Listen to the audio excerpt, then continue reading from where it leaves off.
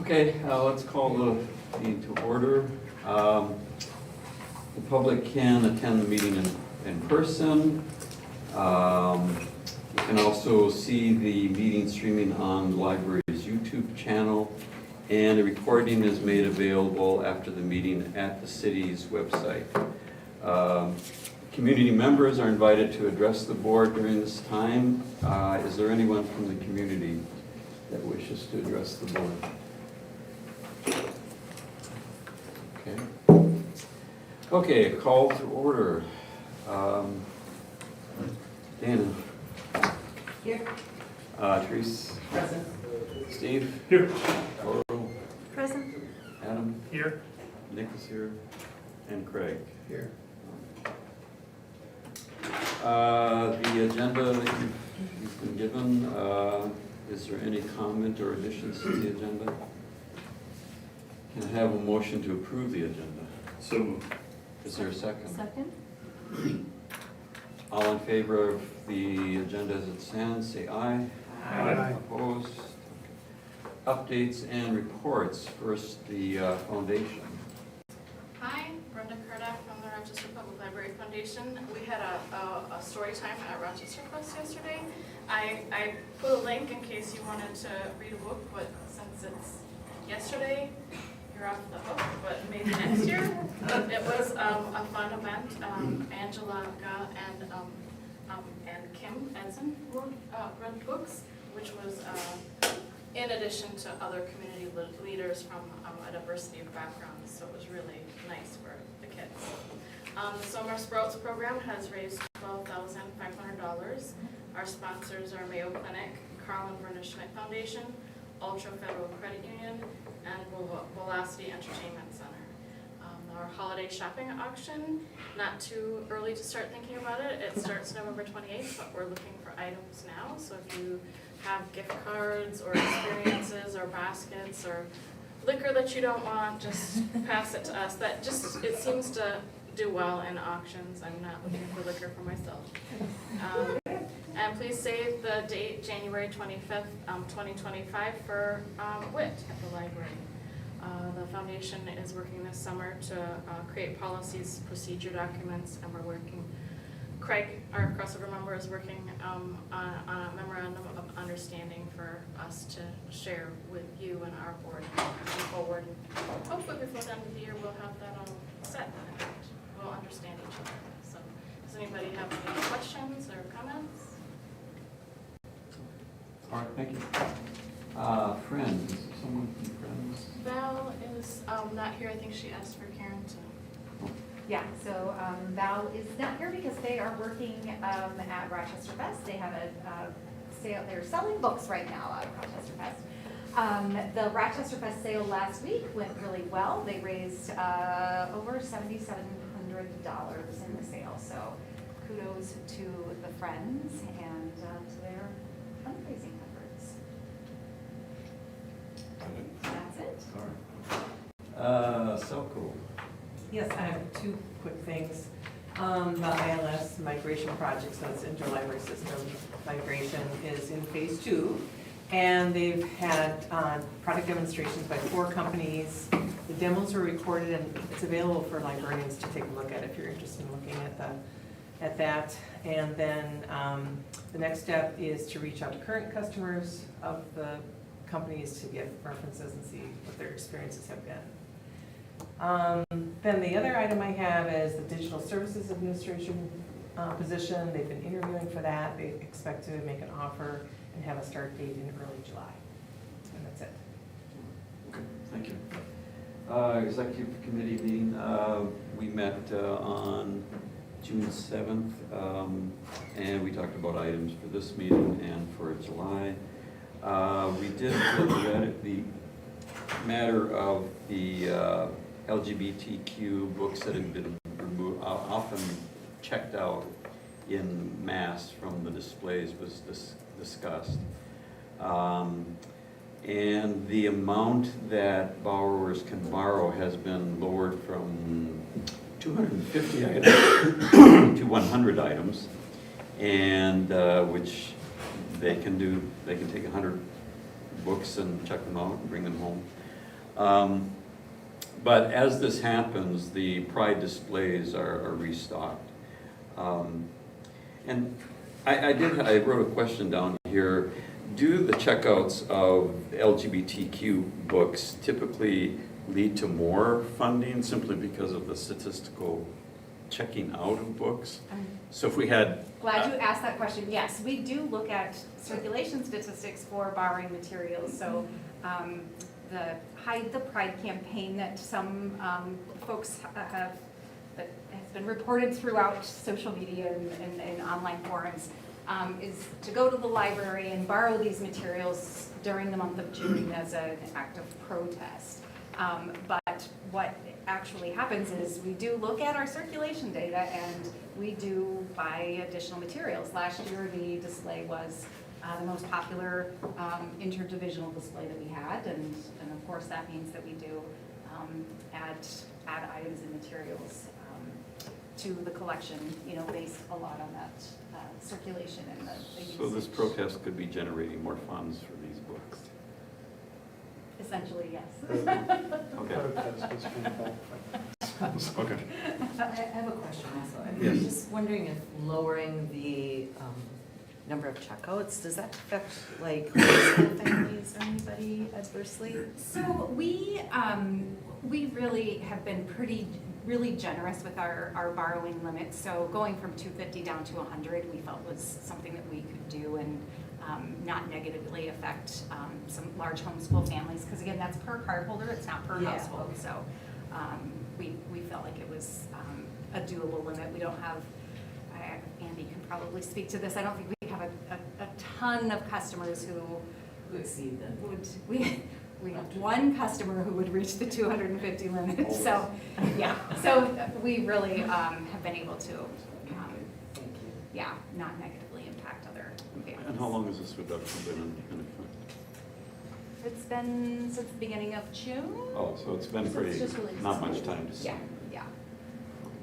But you haven't come across any problems or issues.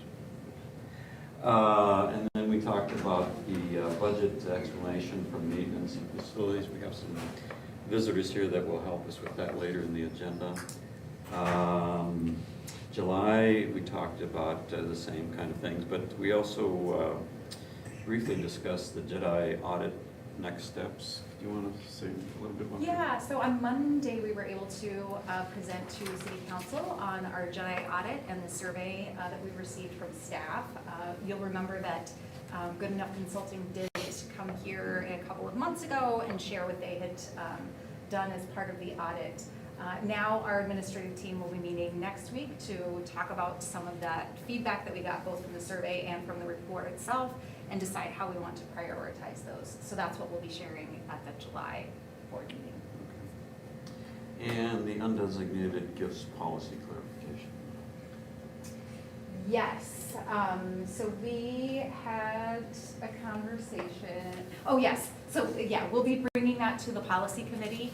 This is to provide some clarity around when we have undesignated gifts right now as a board policy. Anytime a check comes to the library as an undesignated gift, so just a check that is written to the library and not to the foundation or friends, does go into the building fund, and that has been a policy for, I don't know, 5 or 6 years. We did recently receive a check that was undesignated, but it was a grant, and historically, undesignated grants from this grantor have been applied to a thing and not to a item. So I made that executive decision to spend that money and thank that grantor for the gift. We replaced a scanner up in reference and also a smart play spot area in our youth services area. And so we'll be bringing that to the policy committee, which hopefully we'll be able to meet in a couple of weeks so that we can provide some clarity around that. Thank you. Then we also discussed the library study consulting firm selection, which we'll be doing today. And we have formed a planning committee task force that will be formed, that has been formed to continue to work with the library study. Basically, it's most of the planning committee. And we also discussed the need to form a kind of staff subcommittee. I don't know what it's going to be called, but and this will ensure that library staff are from the very get-go involved and informed about what's going on with the study as it evolves. And plus, whatever the recommendations are afterwards, they will be involved. This is really representatives from each department of the library, plus someone from Foundation and someone from the Friends. So that everyone's in the loop, and it actually, hopefully, will provide kind of a more streamlined mechanism to get information to these consultants so that they're not discovering these things ad hocly or, heebie-jeebie, so that the committee, the consultant can actually talk to specific people from that committee, and that person or persons can then relay that information back to whoever they need to, so that they know what's going on. They can make their recommendations and express their concerns and so forth. So this goes straight to the library consultants, and I think it'll save some time too. So Karen will be kind of facilitating the formation of this. Okay, that's it. Any questions? Okay, planning committee update. Yeah, and just a little bit, I know later on in our meeting, we'll go over the recommendation for the consultant for the project for the library study. But just to recap, we had our team that met and scored the proposals. We received 7 really good, high-quality proposals. We narrowed those down to 2. We had 2 in-person interviews with 2 very different approaches, different proposals, but really settled on one that really seemed to better align with the needs and kind of the vision that we had as far as what the study should be and what our necessary deliverables are. So we'll have that recommendation later in the meeting. And the committee did put a lot of energy and Yes. days into this to make sure that this was what we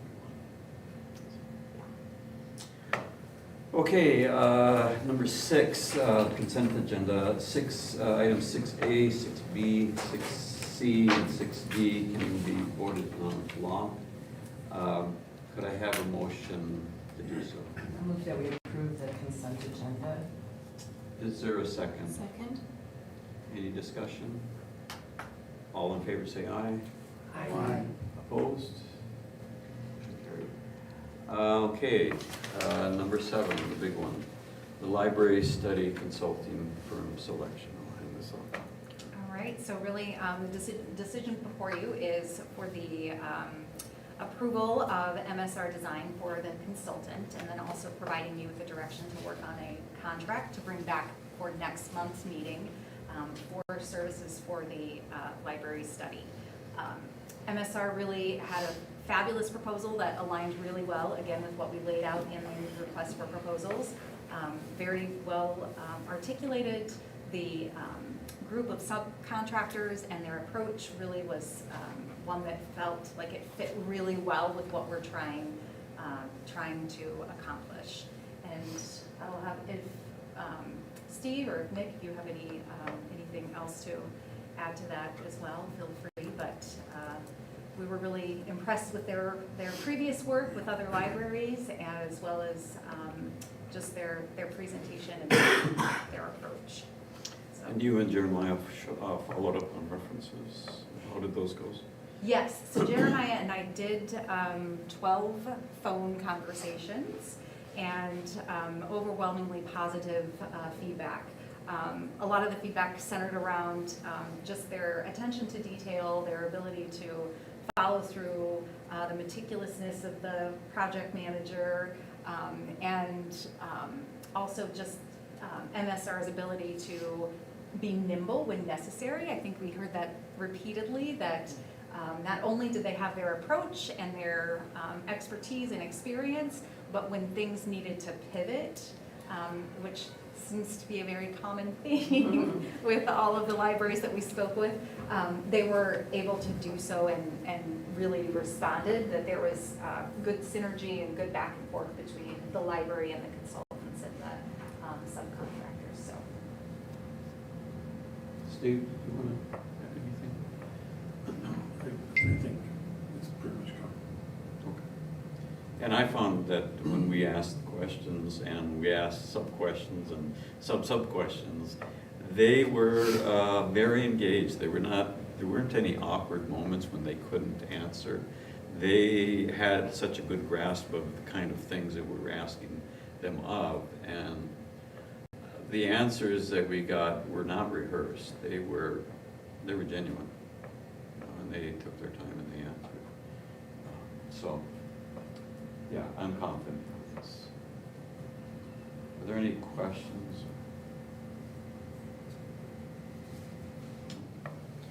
All right, can I have a motion to approve the MSR Design Consulting Firm as our selected company? So moved. Is there a second? Second?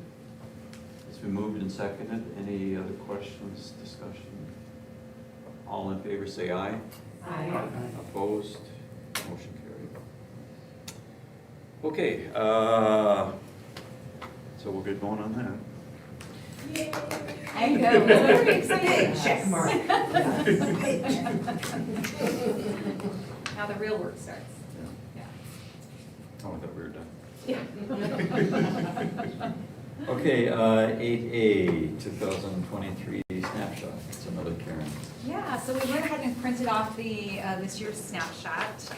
Big kudos to Jeremiah and Nicole for putting this together and kind of sussing out everything that we submit to the state report, the annual state report, and putting it in a nice one sheet that we can use when we are sharing information with partners, when we, if we ever have, grants that we want to apply for, if we want to provide information for foundation to use in their soliciting of donations and support.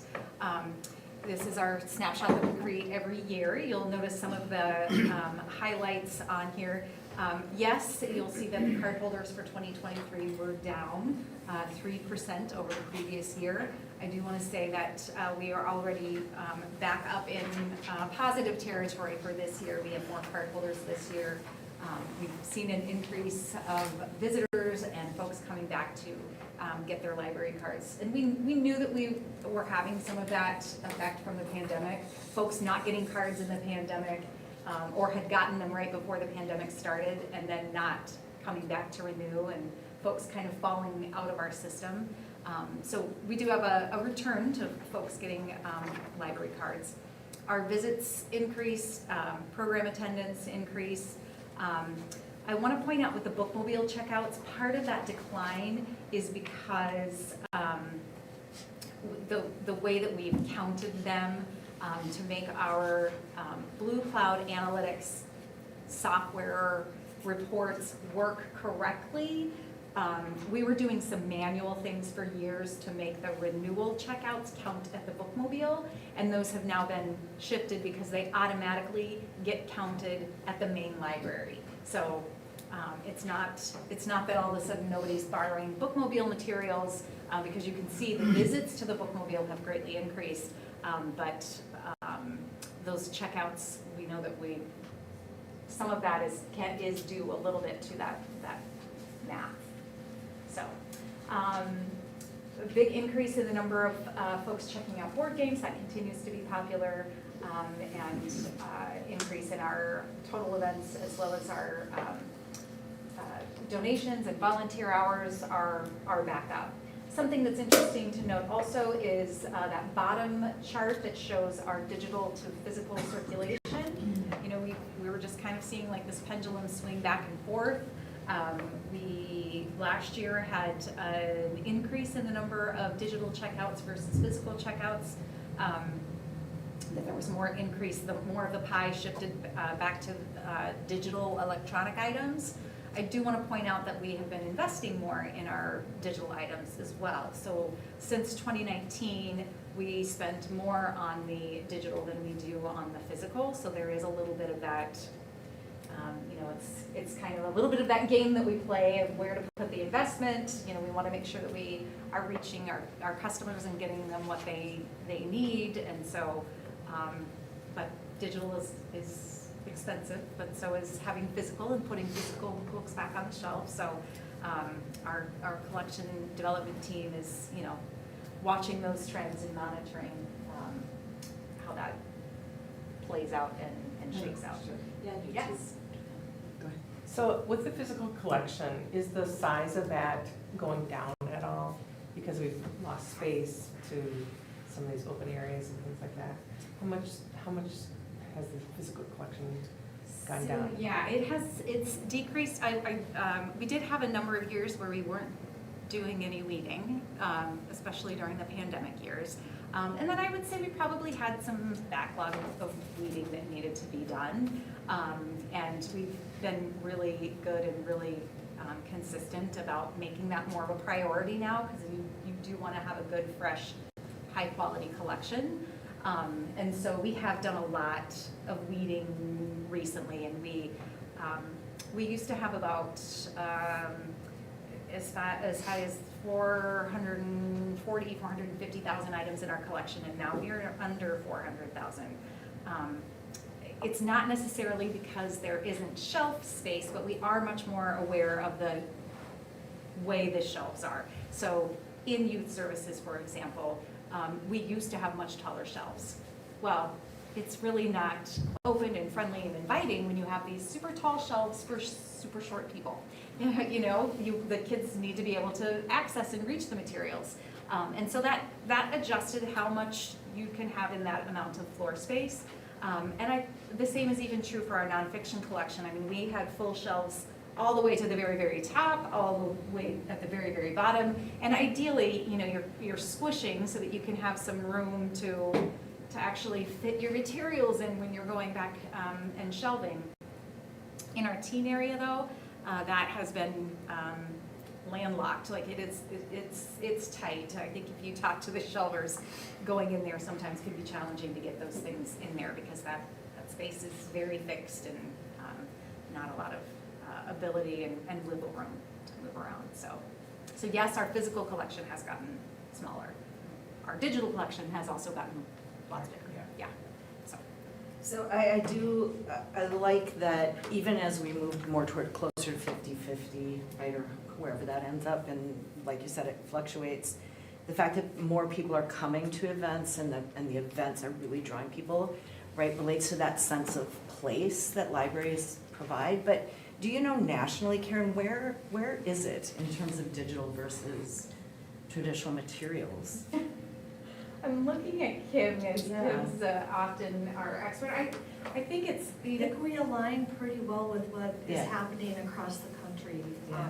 Demand for digital, particularly in fiction collections, I think it's different based on the audience, is off the charts, and particularly digital audiobook. We don't have a physical counterpart for Yeah. audiobook anymore. Right, you don't have Yeah. this books on CD. We have them, but we haven't You're not bought renewing new them. ones Yeah. because it doesn't make sense. More people prefer the digital to the Yeah. physical for that particular format. So our trends really closely align. Every time I see a national, somebody talk about the national trend, I test it against ours. I'll be honest, it's been a few months since I've done that. Yeah. But we've always tracked pretty close. Maybe we tip a little higher for digital use than the rest of the country because of the makeup of our community.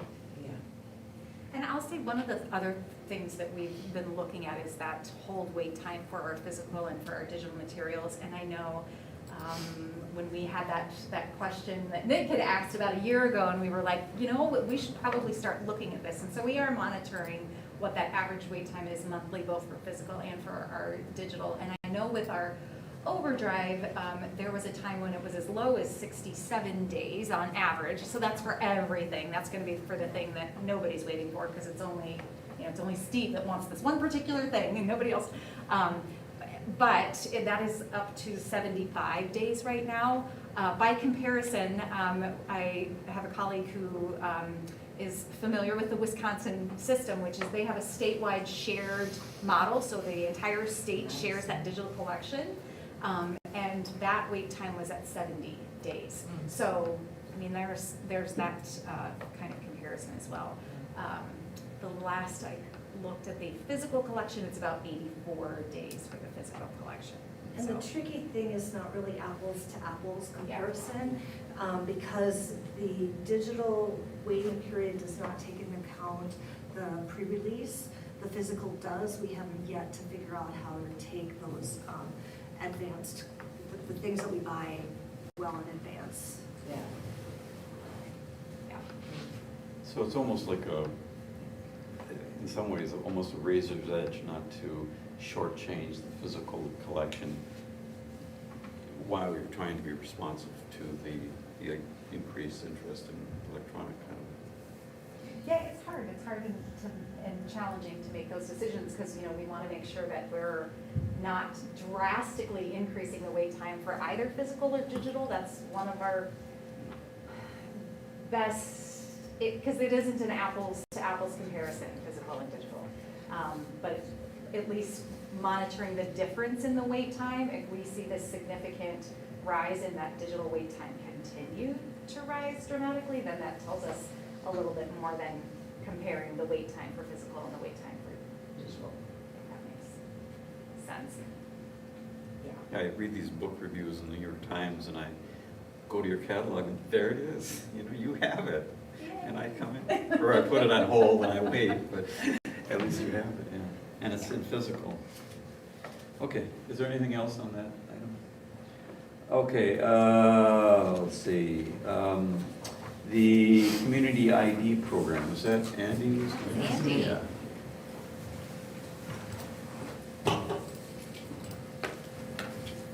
Municipal identification cards. We started this in March. Municipal IDs, they are cards that cities can give to folks. It's a federal thing. We don't have to really take much into consideration about like who we can give them to. We do have to like have them prove who they are and prove residency in order to give the cards. This idea came to us from community partners. This is one of the ideas that community people came to us and said, hey, we think the library would be a great place for this idea. SMILD specifically came to us, and that's Southeastern Minnesota Interfaith Immigrant Legal Defense folks. And we've done some community outreach with some other groups, IMAA Possibilities, SEMCEL, ACLA, and we've done some work with some banks and pharmacies and the school district to try to partner up to say, hey, we've got this cool new ID thing. Is this something that you're interested in, making sure that you can accept? Doesn't matter if they say yes or no, because it is an official ID as of 2022 is when the ordinance passed at the city. But we did want people to be aware of them and aware of like the process to getting them and all that kind of thing. We're also talking to the Department of Public Safety. Is that where the DMV is under? Yeah, Department of Public Safety, and they are talking to us about letting Olmsted County residents use the community ID as a secondary ID to get a driver's license. The really cool thing about our community IDs is it doesn't just fit into the library's mission, it also fits into the city's, mission and vision. And so it doesn't just check boxes for us, it checks boxes for the city. We had a lot of support on the city council. We have a great picture of Sean Palmer with a giant community ID somewhere. I just don't know where, so it's not in my presentation. So we'll have to get some more pictures if we get different city council people. City was really excited about this. We had a lot of support from folks making sure the ordinance was put together right and making sure we had all of the security that the community IDs needed and all that. It's really great to work with partners of the city, and they were excited about it, and it was fun. People ask a lot about the driver's license for all thing and how that affected the community ID, and because it's a lot easier to get a driver's license now. And the answer is it didn't affect it at all. Our goals were a low cost, low barrier ID, And because you still have to pay for a driver's license, most of our goals stayed intact with it. Also, the driver's license for all is really kind of targeted at specific populations, whereas ours are a lot more like for anybody. And also, driver's license for all is still only legal name, whereas ours, you can have your chosen name. How many have we given out? 49 since we started in March. Not too shabby. We've gone to 2 events for ACLA. We'd do a third, but I'm on vacation. We've gotten our registration and our materials translated into Spanish. And if we get more partnership organizations that want it in other languages, if Jeremiah lets me, I'll spend his money and I'll get it translated into other languages. Any questions? It's been great so far. We've got some really good stories about people getting turned away for things, coming to us, and us being able to give them an ID. I can show you what they look like because I have one. I cheated on my picture though.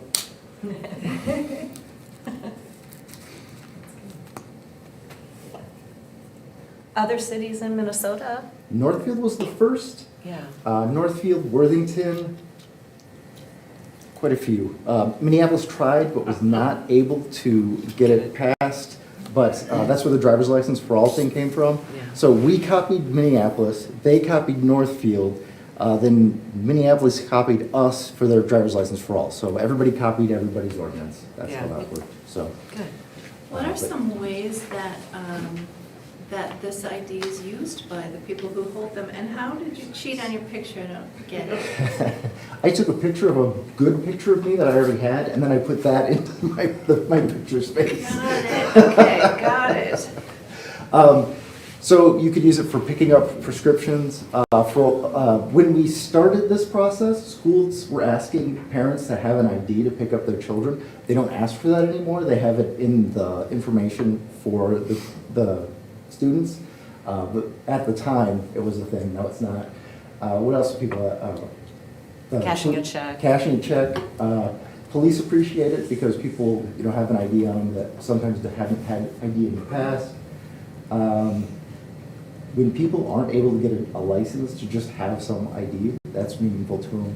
And then folks that that finally want to have something that has the name that they choose to go by, that's a big thing for some folks too. So. Excellent. Back in my checks.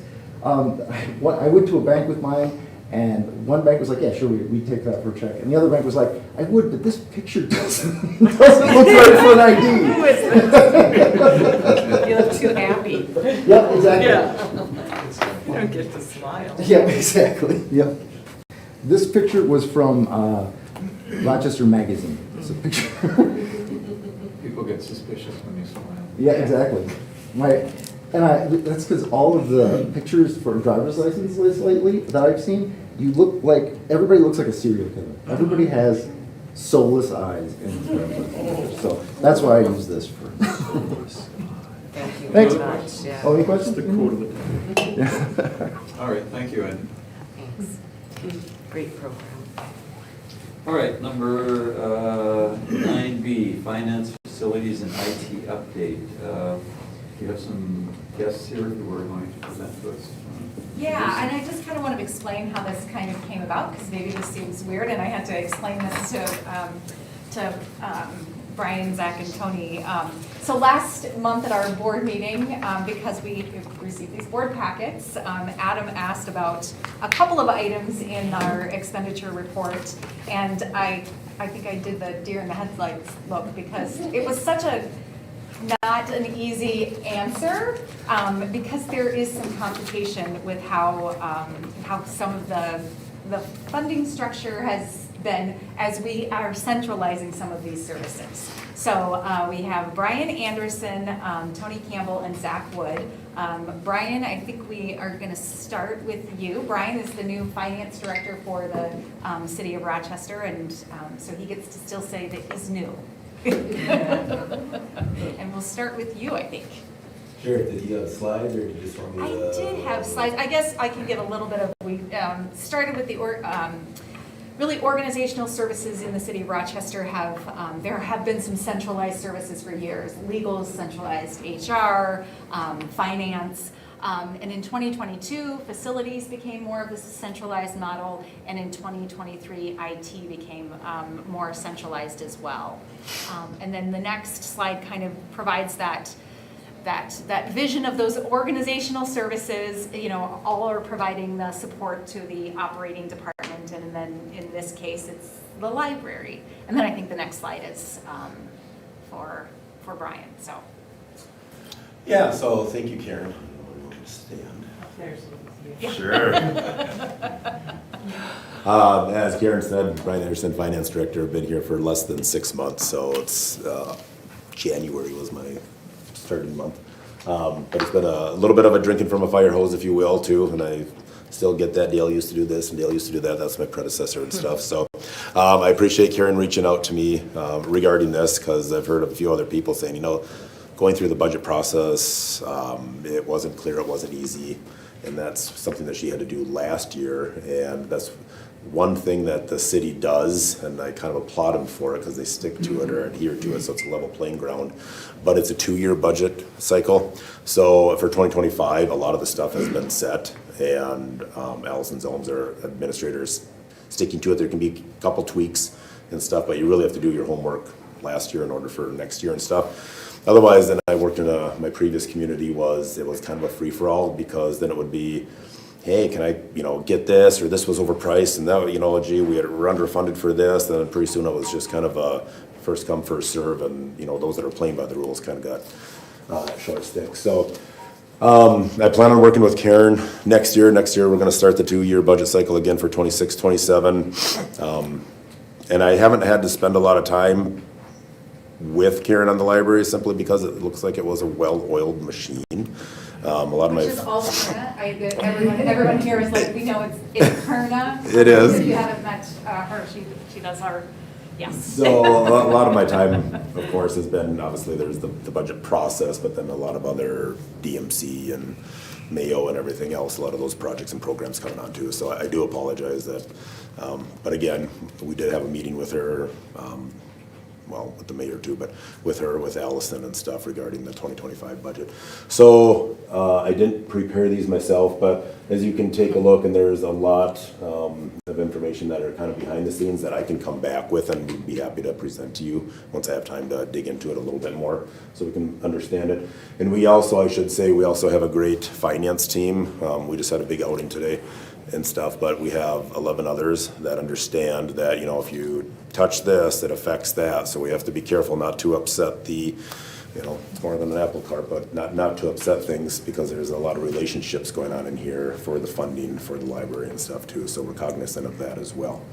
So as you can see, there were a lot of departments, obviously, that get money from the general fund. Library is one of them for some of their funding for that too. And then Zach and Tony can talk about the IT services. I know this is something that a lot of communities do, centralize these types of services. I guess my blanket statement right now would be that you can move money around. So like if you seem like you're short where some of your part-time staff are and stuff like that, you can move money around to cover that. So that's not a big deal. You can move money up, meaning if you have on the top of your budget, employee services, benefits, things of that nature, things that, you know, once you know how many employees you have, everything else kind of fills in if they're a full-time employee versus part-time and so on and so forth. But you can move money up from the operational part to some of that. That doesn't mean you give yourself a raise. It simply means you can have more hours dedicated towards things should you have leftover money. Allison is a real stickler on making sure that people stay within their budget. So I think that's where part of the question comes in as we're approaching or trying to execute or implement this centralized service thing. I will say it's supposed to have, for the services that you're going to receive, it's supposed to have a net zero effect. We will take the employees out of the budget, but then what the city does, and what I really found out, and some of us kind of like, wow, yeah, I've worked in several other communities, been in the public sector for 28 years, but they really do the cost allocation and depreciation and all the accounting to the nth degree. even interest and all this other stuff too. It's a real big ripple effect when you make one change, because then that changes all this other stuff too. So, yeah, with that being said, I have a quick question, Yeah, and maybe Karen can answer, I don't know. Sure. if you will. The tax levy, I was looking, did you flip back to that screen? Okay, so on the far right, library, and looking at the two columns, you got the expenditures and you have the supported by the tax levy. Mhm. Looks like it's about a $2 million differential there between the expenditures versus the tax levy supported expenditures. I'm wondering, where does that excess money come from? It's not from the tax levy. well, and that's something I didn't have time to Yep. dive I thought into maybe it, but Karen would know. Maybe she doesn't, okay. I mean, well, Because I don't think the foundation's coming up with 2 million, Yeah, Friends yeah. isn't coming up with 2 million. I mean, we do receive some foundation support and some friend support, some support from Selco. But did you get some from the county too? Do we get and anything we federal? receive about, Right. 12, 13% from the county Right, as okay. well. And that was a little bit of that. If we Right. take this, and that lowers the amount that we get, so we're not really saving money because we just reduce the amount of revenue that we got. So those are the kinds of things that we need to be careful of when we go through the budget process. Yep. Move money around Yep. and stuff, because That's the just- authority changes, or we don't Yep. want it to. So, Thanks. and I can provide more detail to Karen. She can read the budget, obviously, but still, it's, No, I can probably look at the budget and see it right in there. I think also Line items grants. are gonna be listed in there. Yeah. So, okay, thank you. yeah. Flip through and I think, so this goes to, and I think Tony and Zach, but again, we're trying to do just the net neutral. So if we're pulling employees out, you're gonna see a reduction, but you will get charged back for the services. So it should be flat across the board, but with that, I can let these guys go into some of their other details. Yeah, and to explain that a little bit, so we intentionally did not separate any employees out that were working in IT or employees that were working in facilities they've not been pulled out of the budget, and the supplies and maintenance supplies have not been pulled. Those will be moved in 2026 in that budget process, Yes. but not yet, so. All right. And one thing to note too, that so while supplies and maintenance costs will be moving out, our IT costs and we have an IT revolving fund will stay within the library. That is a fund that funds big things. So we've got our ILS that comes out of there. We've got, and that's a big chunk of change. Self-checks when we need to replace those. Just all of our computers and equipment that need to get replaced. We have a fund that we're adding to every year, that some county money goes into that fund as well, and so that one will not be moving out of the library budget, so. And then I think the next slide is Tony, just to talk a little bit about IT. Sure. So, I'm Tony Campbell. Hello, everybody. We consolidated or centralized IT just a little over a year ago. I think I presented very briefly to this group about that. Some of the reasons we did that were related to cybersecurity, for example, trying to put more of a focus there. We've also found opportunities to increase service levels here at the library. For example, PC Tech coverage. We're now covering 75% of those weekday open hours until 8 p.m., which we weren't able to do before. We also have removed Steve Mosing and Mike Smith and Tuan Nguyen from the weekend support rotation, which we found was primarily just direct end user PC Tech related support. And when those individuals were working the weekend, they would then take 2 other days off during the week, which they weren't available to do the work they needed to do, which tied directly into some of the cybersecurity needs with being able to maintain vulnerability management, updates, secure configurations, and those types of things.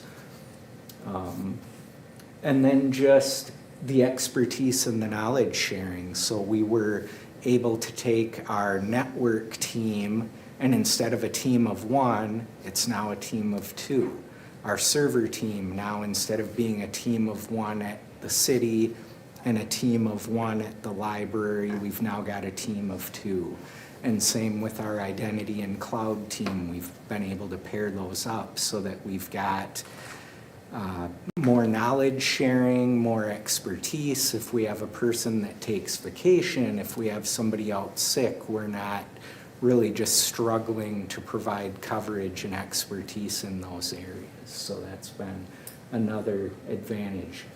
Some of the challenges, and of course, whenever something changes, there are challenges, and we had plenty of those in the beginning. The transition was bumpy, trying to get PC techs and other individuals that were used to working on the technology in one of the fire engines, very different than what we have here at the library with the ILS system and workflows and some of the specialized software here. Obviously, the computers are the same, but the software and understanding that software and how to support it is different. And in some cases, the hardware as well. But now we're getting more people familiar with the technology and tools used here at the library, which allows us to better weather, again, the vacations or turnover. Hard to find PC techs. That's true, but just as we put this in, we just had a PC tech posting close just very recently, and we actually had 74 applicants for that position, whereas previously we were only seeing around 20-ish.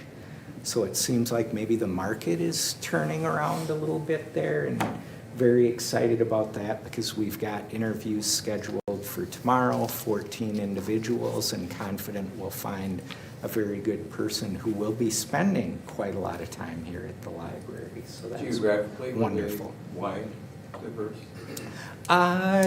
A little bit, but because we do post those PC tech positions as being a 100% on-site role, that's right in the posting, it does kind of narrow it down to folks who are within pretty easy driving distance. But I believe we did have some individuals from the Twin Cities area, for example, that applied. And So they're willing to move. yeah, exactly. Yep, they are willing to relocate. That was one of the questions for the applicants. And then challenges, of course, threat of cyber attacks. We saw what happened not too long ago with Rochester Public Schools and how impactful and difficult that was for them to recover. So we've really made it a focus to try to take folks that have more specialized expertise like Steve and Twan and give them the time to focus on some of this higher level work rather than, some of the more rudimentary PC support issues. Not that that's not important, very, very important, but it all kind of plays in together. Did I only have one slide? I think so, yes. I think so. Okay, so any questions? Thank you. Thank you. Got Zach here to talk about joint facilities. Hello, everyone. Sorry. Zach Wood, Manager of Facilities and Property for the City of Rochester. So like Karen mentioned, Facilities is a new department with the city, kind of incorporated in 2022. It's been a city between the Energy Commission and City Council. It's been about 5 years in the planning. 2023 is when Facilities actually stepped in. We took over management of all the tax levy, facility staff, and budgets from all the departments. Prior to that, everything was fairly siloed, departments responsible for all the maintenance and operations in their facilities. Library, City Hall, Public Works, and our DSIC building were the only buildings with facilities staff dedicated. The rest were all left up to the departments to manage contracted services for everything. So we really had a disparity between all the city facilities, how they were managed, and basically the level of service they all had. So kind of the goal of centralizing is to get a consistent level of service across all our buildings and make sure we're maintaining all our assets as well as we can. So we took over. Currently, we have staffing for custodial for all open hours during the library. We've had some challenges recently. We lost 2 of our part-time. One was hired as a full-time position with us. The other relocated, so we've got those posted, working on, I think we got 9 applicants. That was, as Tony mentioned, it's a little surprising. Last year we had a posting for another one of our employees. Over 6 months, we had 1 applicant, and they turned the position down after interviewing them. So now we've got 9, so we're hoping to have those refilled here shortly. But we currently have coverage for all, and then we also have backup. So I know the question's gonna come up later. We've seen some overtime hours with these staff kind of leaving and empty roles. We've been able to float other facility staff in to cover these open hours for the library. We also are able to utilize experience across the organization with maintenance. So prior to this, you had a dedicated maintenance staff. Now we have a whole maintenance team that can provide service. So we have other expertise with staff who aren't typically working on maybe more complicated systems than we have here. So we're able to draw upon that internal strength we have. And then same for like vacations, illnesses, that kind of thing. We're able to pull staff in to cover those. We also provide additional services that aren't affecting the RPL budget. So we just went through a few fairly large projects. The city replaced the building automation system in this building. It was about a $300,000 project that was managed by the facilities department. We also went through phase 1 of the downtown building energy transition project. So with the county steam system going away, we transferred the library over to a temporary hot water boiler system. The phase 2 of that project is actually going out to bid in the next 2 weeks, and that's going to involve getting some geothermal assets at the Civic Center and the first step of creating the Rochester District Energy System. So that'll be bringing the library fully electrified when that system's complete next year. And as RPU meets their climate goals, so fully renewable by 2030, we will then be piggybacking on RPU's goals. So when RPU goes fully renewable, we'll be fully electrified. Library will be 100% renewable. And then as they hit their carbon neutral goals, we will also track along with that as we're fully electrified. So that project should be kicking off here soon. So we'll be seeing some more stuff that'll be managed by facilities. We also help with energy management. So with these energy projects, we've seen significant utility reduction. So we're tracking on all those costs, and then overall like strategies for operating the building more efficiently, and then facility capital planning. So we currently have a facility condition assessment citywide to kind of assess all our buildings as one system and work on like a deferred maintenance capital plan citywide to address all our buildings. And so we're working on that, and then we'll be working with obviously the master planning there on how that fits in. Another big one that we've had with all the silos across the city is standardization. I'm not sure how many of you get around other city buildings, but a lot of the things users don't notice seem kind of trivial. Lights, lighting control systems, building automation, things you don't see, but simple things like plumbing fixtures. So you go to all our buildings, there's no consistency. So we're maintaining parts for 7 different types of flush valves, for example. Our staff have to know how to work on all those different systems. With building automation, that was a huge challenge. We had, I think, 6 vendors, and between those vendors, we had about 8 variations of their different systems. So we'd have to have staff able to go around and know how to operate and run up to like 20 different systems, which is a huge inefficiency when someone has to go spend half an hour remembering how to log in, how to access data. So citywide, we've got some building standards that are now getting put in every project, so we know what we're getting up front. It's part of our deliverables from our design teams. We have these expectations of our buildings for systems, deliverables, all that kind of thing. And it'll, in the end, make life a lot easier. Everyone will know what to expect with our staff, especially. You go to a building, you'll see consistency, you'll know how to operate every system, you'll know what you're looking for, things like that.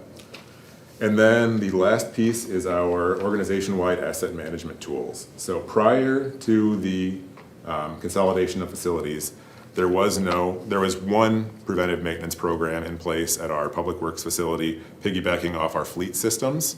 So we implemented a citywide computerized maintenance management system that's tracking all our preventative maintenance on all our assets. So we're able to track and make sure that we're properly maintaining all our equipment, doing all our checks, documenting data, tracking costs, so we can make sure we're getting the full life out of our equipment. And it also helps with things like using the library, for example. We have 4 air handlers. If we look and see we're spending 3 times as much money dealing with reactive issues with 1 air handler, we can then move that up in the capital process and say it's time to replace that equipment now, because it's becoming a lot bigger pull on our I'm losing word here. Resources. On our resources, there we go, thanks. So, that's a high level. Any questions? I just wonder, how does it change with the reporting lines? So most of our staff didn't move. What really only changed is they're floating to other buildings. So all our original library staff are still here. They all report to me. Currently, we're in the process of transferring them to our facility supervisor. That'll probably happen over the next year. But all our original staff still reside here. Their home base is here. It's just throughout the day, Paul, our maintenance, for the most part custodial staff don't float around, but our maintenance do. So Paul might be going off to help at another building a little bit. When that happens, his time's getting charged there. And when we have staff come here, we're not putting that time back on the library either. That's kind of sitting in our overall business unit. So not a lot changed from the day to day. It's just there, you'll see our maintenance staff floating around more. Anything else? All right, thank you. Yep. The last thing I just wanted to, I did, hand this out just to highlight that this is where you'll see the budgets and the information in the monthly report that you see in the board packet, the automation library and the maintenance dash library is where you see any of those expenditures, as well as the expenditure report. So it's sometimes when you're asking me a question, is this 1,641% a typo? That particular line is completely separate from facilities and IT. But I think that was the first one that you'd asked about, and then there was another one, I think, with parts and tools. Sometimes it's a facilities issue, but like with the case of our other pay line that is 1,600% over budget, it's because it's not budgeted. It is an unbudgeted, this is retirement payouts. We don't know what we're going to be paying out. There's not a way to budget for that. There is a fund that exists.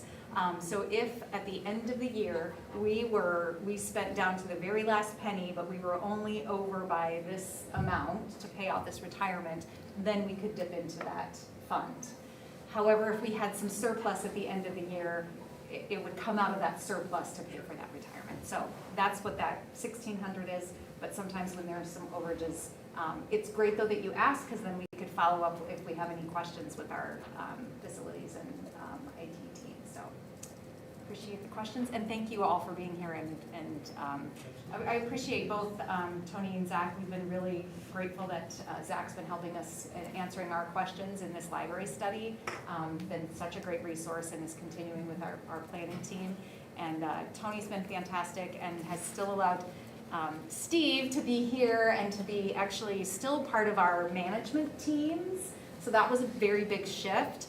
And he still attends those leadership team meetings because there are so many things that are very specific to the ILS that, Steve is, now has more of his time. He's not doing PC tech work. He's able to do the higher level ILS type stuff that needs to get done for the library, and that's been really great. And when we're frustrated, Tony's been really great at having town halls with us and listening to our frustrations and addressing challenges. So appreciate them both, and even though it's bumpy, they've been great to work with. So I have a question on this report in particular. Yes. When you look at this and it says, okay, telecommunications, we're at 20% and 8% for experts and professionals year to date. That's the percent used. I would like to see, if possible, last year to date. So we see the comparison, are we on track with the same? Because I know there's going to be waxes, things sometimes happen at a certain time of year. Right. But are we on track with where we were last year? So we're targeting, we're going the way we would expect to be going. So last year to date spent, this year to date spent. Because then you know if you're comparable or if you're way behind or way ahead. Because if we're only at 8%, well, maybe last year we spent 100% by this time. So we, or vice versa. So I think that would be helpful for understanding where we really are with how we're using up our funds. I will follow up with Perna on how Okay. complicated or easy that is to do.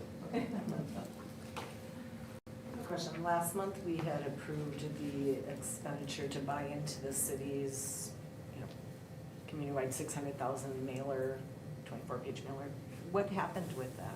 Oh, the mailer was fantastic. I will contend, and I'll let Jeremiah chime in at any point, but I will contend that, we've seen this big bump in traffic and in card registrations, and I would attribute some of that, at least some of that to that mailer. Any other feedback on the mailer? I would say the opposite, but Never mind. I have the data. So like, in terms of activity through the mailer, so we can split this into two. Brand awareness, yes, 100%. Between that and the extra marketing we've run for summer playlist, especially the multi-language bus signs, which have been spotted all around. We always get a lot of attention for that. The click-through rate of the actual mailer, 63,000 households. We're seeing 150 in the link space. Not having a good way to tie, did that link through actually result in, so say we have, and I don't have the data up here, but like 140 click-throughs to card registration, we don't have a way to know, did those result in cards? So in terms of the cost side of the mailer, for our specific goals that were set in our 2 pages, I would say not successful. From the brand awareness perspective and just getting our brand to all the households, yes, very successful. So it's hard to say one way or another. I would have loved to see way more link hits for sure, because that was a little bit disheartening when you look at 63,000 and see 100. But that being said, looking at our door count data, it's off the charts. Just the last few weeks, how many more people have come through the door. And with that coinciding with the extra marketing for summer playlist, it just depends on how you want to tell the story.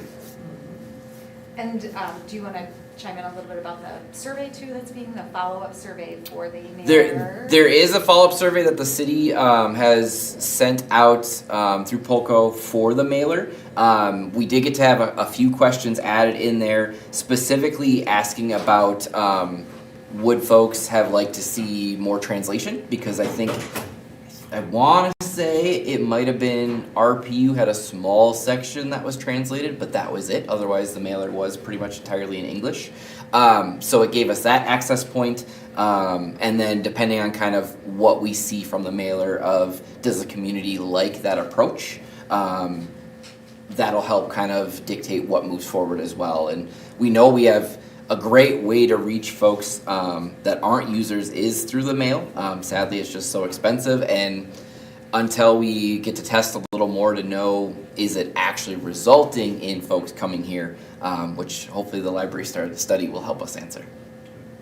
And I think this is related too, I hope it's related, the card renewals. There's some discussion about making it easier to do online rather than as it is now. We've had those internal discussions about how we make it much easier for folks to either just initially get a card or also renew their card, and be verified at their point of wherever they're at. Currently, we are able to offer a Libby card, so you could get a card and use Libby, but there are some limitations as far as it doesn't necessarily get folks into our system fully, so they're not going to receive, for example, our marketing emails. And so they're getting probably one of the thing that they went to go get, which was that downloadable audiobook, but are they missing out on some of those other things like the programs and the opportunities for connection and other services? Right, but to renew your entire card online, is that feasible somewhere down Yes. We do have an online renewal form. There is an online renewal form, but there is an additional step that has to happen. Staff has to verify. Yeah. Right, so that when my card expires, I'll get a notice. Do you get a notice? You do get a notice Yeah. before it actually expires. Oh, you get an email. Yes. All right, so. Does that email provide a link directly to that online renewal? Yes. Right now, there's not a technical way to simply for me to, I gotta renew. So to go online to the library and renew it without having to prove my existence or just to do it online, is it? They don't have to, you just fill out your information, but the staff does look at that before they actually renew your card, just to verify that, make sure that the birth date and the information that you're But Nick providing wouldn't have with to us. come in. They It's don't just have that to come extra in, stuff. no. Okay. So usually Yeah. it can take up to 24 hours, depending on their staff here, it can happen right away. But I still have to We- come in. No, no, You wouldn't have to come in, but it wouldn't be instant. it wouldn't be Oh. necessarily instantaneous. So it is there. So there is, but not, it's not instantaneous. Okay, but you're working on it. Yeah. I mean, it would be nice to have it. Instantaneous, but Sometime in the future is. Sometime in the future is doable. sometime perhaps. Okay. So it's technically possible. And we sent people to. All right, are there any other questions, issues? Can I have a motion to adjourn? So moved. Is there a second? Second. All in favor, say aye. Aye. Opposed? We're adjourned. Thank you, everybody.